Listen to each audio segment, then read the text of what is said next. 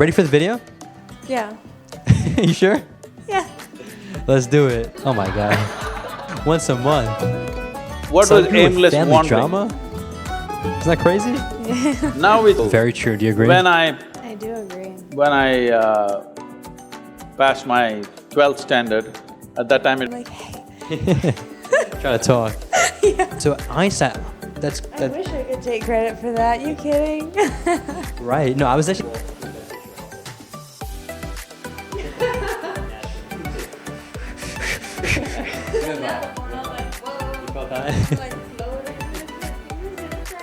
Present practice.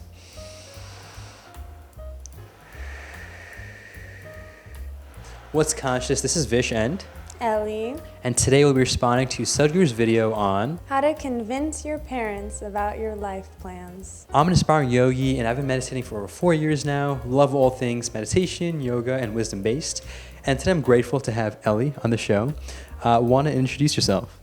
Hello, I am Ellie from Battleground, Washington. Before we get started, would love to hear what your thoughts are, that's you watching, about convincing your parents about your life plans and how you do that, or do you just have to follow their rules? In the comments down below.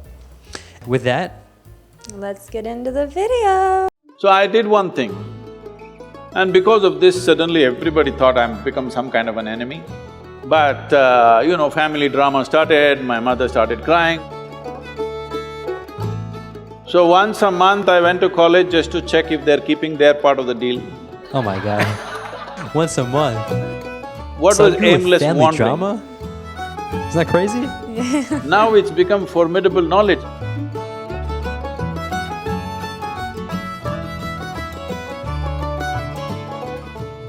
Speaking of schooling and parents and careers, right now we're in an age where there's so many different offbeat careers coming up. As YouTubers, we get this question all the time. How did you talk to your parents about it? How do we convince our parents about this really new career that we have? I want to ask you, if you had to convince your parents and tell them that this is what you… how did that discussion go? Did that happen where you had to sit them down and tell them that this is what I'm going to do for the rest of my life? I want to do YouTube now. Like, did that happen with you too? Doing YouTube right now. Not everybody can be convinced about everything, okay? Some things are just done. So, just to give you an example… Very true. Do you agree? I do agree. When I passed my 12th standard, at that time it was called PUC. After that, I decided I will educate myself. I don't want to go to college. This is a family where everybody is educated. Not going to college is like sacrilege. At least today, there is a little more flexibility. Those days, it's like if you don't go to college, you're finished. Because now probably if you don't go to college, you may lose your lifestyle, but you won't lose your life. That was a generation, if you don't go to college, you lost your life, you're on the street, that's about it. So they were terrified of this. My father being a physician, he was just freaked about it. He is a very studious man, all his life, first, second, third in everything that he has done. So he couldn't believe this, that I want to educate myself. So I did one thing, and because of this, suddenly everybody thought I'm become some kind of an enemy.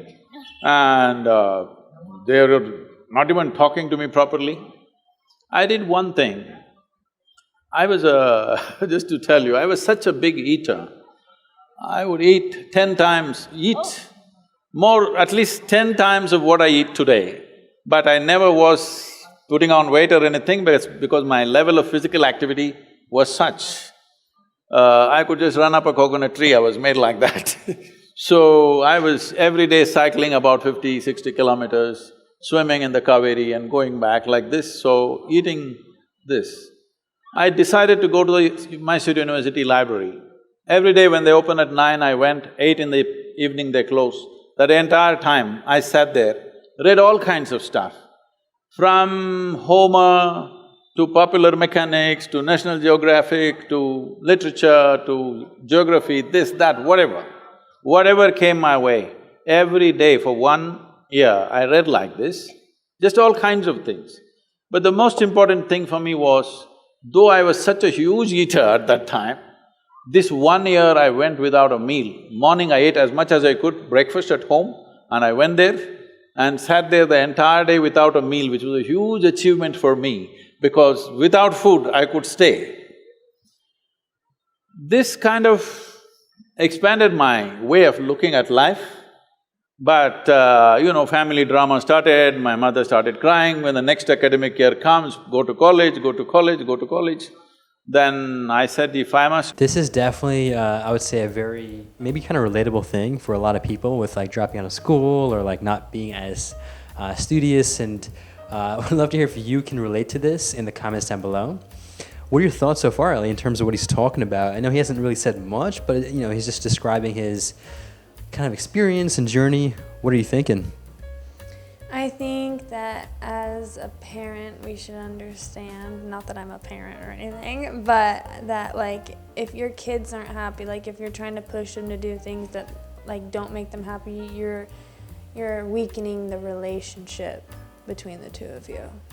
Okay. So that's great insight, and let's get back into the video. Go to college, I'll go for literature. My father said, what will you do reading poetry? You must become a doctor. He has seat ready for me in the medical college, everything. I said no. Then they said, okay, at least do engineering. Then I said, see, if I say I don't want to be a doctor, if you told me become a veterinary doctor, Ayurvedic doctor, at least a witch doctor, I would look at it. If I say no doctor, you say engineer, I'm not going to listen to this. Your problem is society, your problem is not me. So I just went for literature, and these 3 years, I went there in the beginning and they all had ready-made notes, the teachers, they would read. And everybody writing down. Those days fountain pens, kara kara kara kara, it makes noise, it just irritated me. I said, I don't want to listen to this kara kara noise. I gave them a suggestion. If you give that notes wherever you got it, we will photocopy it and give it back to you. We don't have to come, you don't have to come. Then if I'm there, I'll ask 100 questions. So they didn't like it, then I made a deal with all the teachers that they'll give me attendance. That was my only concern. So once a month I went to college just to check if they're keeping their part of the deal. My life is so similar. So I explored the geography of Mysore district in such a way, every village track, every hill that is there, every little bird nest, whatever is there, everything I paid attention, just wandering aimlessly. But today, like when I went for the Rally for Rivers board where all the top experts are there, some questions came up and I just telling them casually, they said, Sadhguru, how do you know all this? I said, what was aimless wandering? Where I paid absolute attention to everything, from a worm to an insect to anything and everything I paid attention. Now it's become formidable knowledge. I never intended to learn anything, I just paid attention because it was life. And this is all it takes. So Ellie, after watching this video on, I guess, Sadhguru growing up with like education, I guess his relationship with his family, what's your takeaway? The whole thing that I kept thinking about was imagination is everything, it's the preview of life's coming attractions. Wow, that was a powerful quote. Did you make that up yourself or you've heard that? That's from Albert Einstein. Yeah, so Einstein, I wish I could take credit for that, you kidding? Right, no, I was actually thinking about Einstein as well, right before you said that, because when you said imagination, he does say that. I forget the exact line, but essentially it's something similar to what you said, as well as how powerful imagination is. And it seemed to me like Sadhguru was really, at least when growing up, he was giving value to the learning beyond school, right? Which I think is so undervalued these days. What do you think? 100%. I feel like in our day-to-day lives, like I think education's great, but I also think that we can be educated by other people. We can be educated by, things and just like experiencing things and how we feel and being in touch with certain things. So I completely agree with that. Absolutely. And I mean, just from like personal experience as well as what I've seen, you can go to like a top university and still be like not smart and just, be cheating your way through classes and doing nothing with school. And then you can also just not be going to school and be learning hours, right, on your own through the internet. I mean, the internet has literally so much information on there. Yeah. And so I think this whole need for the traditional education is maybe not as much there now, but I still do think it's nice because it does, at least from my personal experience, add so much structure to your life and, helps you kind of manage your energy and time accordingly. What are your thoughts on the traditional education versus, newer learning forms? Well, I think especially with like COVID, global has been like a really big thing. I call it global because I do. What's global? I do WSU University, but it's like the global version of WSU. So What does that mean? it's all online. Okay. So it's not very traditional. I'm not around a lot of people. I'm kind of just in my own little focused world. So. Now, do you like that, like being in that online environment, or would you prefer like in person? I prefer kind of my own environment because I feel like I thrive better off of like when I can really focus, because when there's a ton of people around, I'm like,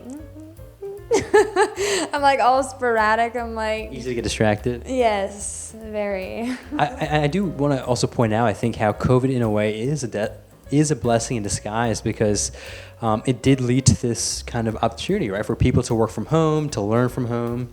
And now with like things getting back to normal, it's provided for, I guess, this sort of like option, right? So maybe for someone like you who enjoys your own personal space and time, you can do that. But then for me, I actually enjoy in-person things a lot more. So, we get to do our thing accordingly. So I think learning should definitely be curtailed, right, based off of each of our, interests as well as optimal environments. That's why I can't do in person because I'm too chatty. Yeah, no, that's true. And I would say I tend to be chatty as well, but I actually learn. I love learning through talking, to be honest. Yeah. Do you find the same way or no? Yes, but just not in a classroom when you're supposed to be quiet. I'm like, hey. Trying to talk. Yeah. Makes sense. And I find that really cool. I mean, Sadhguru's growing up story, and I think it should be inspirational to all. At least what I think, right, is that as long as you are being present, right, and you're giving your all to whatever you're doing, whether it's working at McDonald's, whether it's doing a thesis paper, whether it's working for Amazon, whether it's being a guru or a meditation guy or whatever, it doesn't matter, right? Give your all to whatever you do. And as long as you give your all to that, it'll just be natural for you to get rewarded, right, through whatever means. And I think it's a very simple formula, right? And it's, whether it's YouTube, whether it's school, I don't think there's a right or wrong way to go. But the key is how you do things. And Sadhguru is testament to that. Yes. You want to talk about that? Well, I think that when, no matter where you start, like you were saying, like McDonald's or whatever, it's like the work ethic that you put into it. It's not about working at McDonald's. It's about learning those skills that make you a well-rounded person. Exactly. Yeah, it's not about working at McDonald's though. It's more about like, what can I do right now? Like, if you're good at working at McDonald's, you're good at working at McDonald's. Like, if that's what you want to do, like, go you. But there's no right or wrong. Yeah. It's just the how, and it even comes down to something as simple as like brushing your teeth, doing the dishes. Give your all to whatever you do, and I think as long as you do that, you will find that joy, which is just within everything. And that's why you'll notice people that have so much money even are not that happy. And sometimes people that are super poor are much happier. So I think it's a simple formula. And we'd love to hear what you think about what I've shared, what Ellie has shared, or what Sadhguru has shared in the comments down below. And if you have any other video reaction requests or personality types you want on the show, you can also comment down below. And Ellie, remind the viewers, where can they find you again? On Instagram at Ellie Rain with 2 E's. Yeah, check her out. She's super kind, and she has some cool insights on these topics. Again, her stuff will also be down below. And with that, make a great day, take it joyful, and stay conscious.